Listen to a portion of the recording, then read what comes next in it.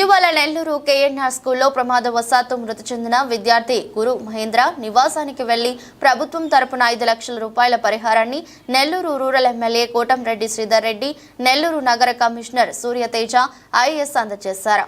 ఈ సందర్భంగా మాట్లాడుతూ జిల్లా మంత్రులు పొంగూరు నారాయణ, ఆనం రామనారాయణ రెడ్డి స్పందించి నారా లోకేష్ తో మాట్లాడి ప్రభుత్వం తరపున 5 లక్షల రూపాయలు ప్రకటించారని తెలిపారు. ఆ కుటుంబానికి నెల్లూరులో ఇంటి స్థలం ఇచ్చే బాధ్యతను తాము తీసుకుంటున్నామని ఎమ్మెల్యే చెప్పారు. ఇలాంటి ఘటనలు అత్యంత బాధాకరమని, ఘటనపై జిల్లా కలెక్టర్ కమిటీ వేశారన్నారు. ఖచ్చితంగా చర్యలు తీసుకుంటామని తెలిపారు.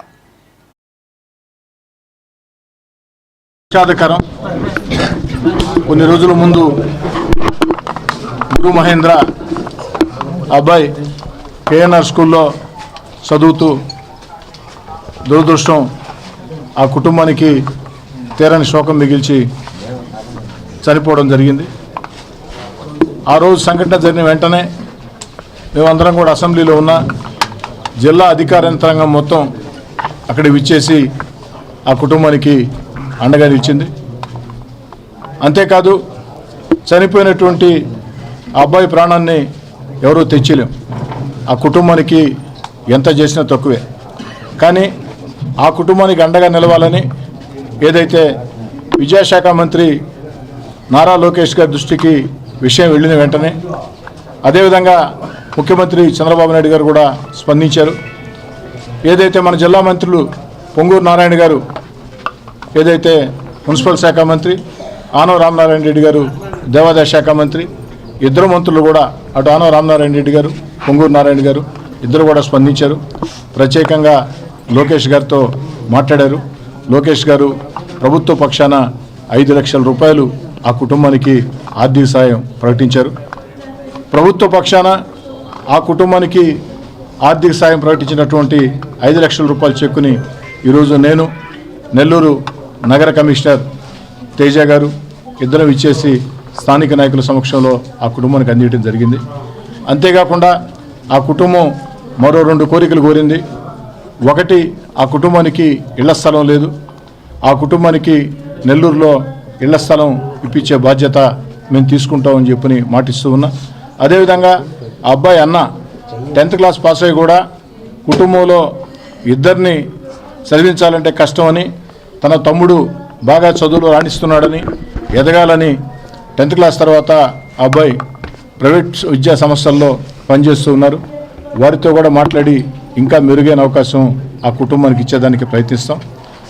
ఒకటి మాత్రం మళ్ళీ పదే చెప్తున్నా, ఎంత చేసినా ఆ కుటుంబానికి తక్కువే. ఎంతో భవిష్యత్తు కలిగిన, చదువుల్లో చాలా చురుగ్గా ఉండి అన్ని రకాల కూడా అటు బంధువులందరూ కూడా చెప్తూ ఉన్నారు అబ్బాయి చాలా యాక్టివ్గా ఉండేవాడని. అబ్బాయి ప్రాణం అయితే నిజంగా ఎవరూ తెచ్చిలేం. ఇలాంటి సంఘటనలు అత్యంత బాధాకరం. అదేవిధంగా జరిగిన సంఘటన మీద జిల్లా కలెక్టర్ గారు ప్రత్యేక దృష్టి సారించి ఒక కమిటీ కూడా వేయటం జరిగింది. ఆ కమిటీ కూడా వేగవంతంగా ఆ యొక్క విచారణ జరిపి అందుకు ఎవరైనా మానవ తప్పిదం కారణమై ఉంటే ఆ విచారణలో తేలితే వారి మీద కూడా చర్యలు తీసుకోవడం జరుగుతుంది. ఏదేమైనా ఇది మాకందరూ కూడా ఒక గుణపాఠం లాంటిది. ఎందుకంటే ఇంకా ఆ గవర్నమెంట్ స్కూల్స్లో ఇలాంటి పరిస్థితి మళ్ళీ తలెత్తకుండా చేసేదానికి స్థానిక శాసనసభ్యుడిగా నేను కానీ, కమిషనర్ గారు కానీ శక్తివంచన లేకుండా పనిచేస్తామని, మరోసారి అబ్బాయి ఆత్మశాంతి కలగాలని, ఆ కుటుంబానికి ప్రగాఢ సానుభూతి రాష్ట్ర ప్రభుత్వం పక్షాన. దురదృష్టవశాత్తు 9వ తరగతి విద్యార్థి మహేంద్ర కేఎన్ఆర్ స్కూల్లో అక్కడ ఒక గోడ దగ్గర ఆడుకుంటా ప్రమాదవశాత్తు మృతి చెందడం జరిగింది. ఆ విషయం తెలిసిన వెంటనే రాష్ట్ర ప్రభుత్వం దృష్టికి వెళ్ళిన తర్వాత వెంటనే వైద్య సహాయం అందించిన దురదృష్టవశాత్తు చనిపోవడం జరిగింది.